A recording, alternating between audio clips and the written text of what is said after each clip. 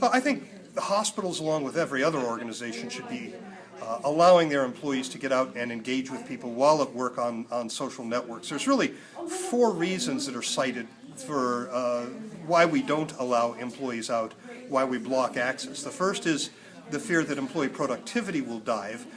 In fact, the research from a number of sources says exactly the opposite. It says that productivity will go up. One study says 9%, another says 33%. But all of the research, and this is all academic research, indicates that productivity is going to go up. Regardless of that, you have to consider what really is productivity. Is work getting done? What about people coming in early and staying late? What about people taking work home? A lot of issues to look at. There are people out there creating a lot of fear around this, mainly because they sell the systems that block employee access. The second issue that we deal with is security, the fear that allowing people to go to these places is going to introduce viruses and malware and bots and the like onto the system.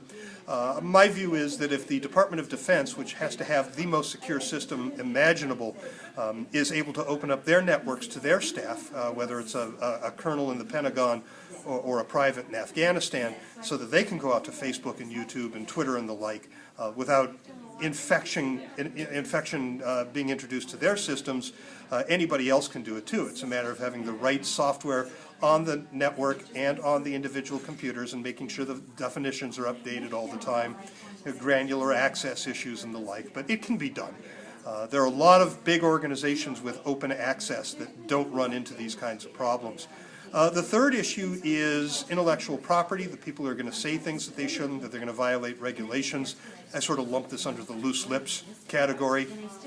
But if you're looking at HIPAA as an issue, for example, well, first of all, there's nothing to stop somebody from going home and posting on Facebook when they're not in the office. It's really an issue of training. I mean, HIPAA can be violated anywhere, in an elevator. Most hospitals do annual HIPAA training. You just need to introduce social media as an element to that training. And the fourth issue is bandwidth, that if we have people watching YouTube videos, for example, that it's going to slow our network to a crawl.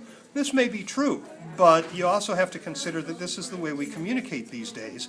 And 30 years ago, nobody ever said, I wish we could send our employees a newsletter, but we ran out of paper.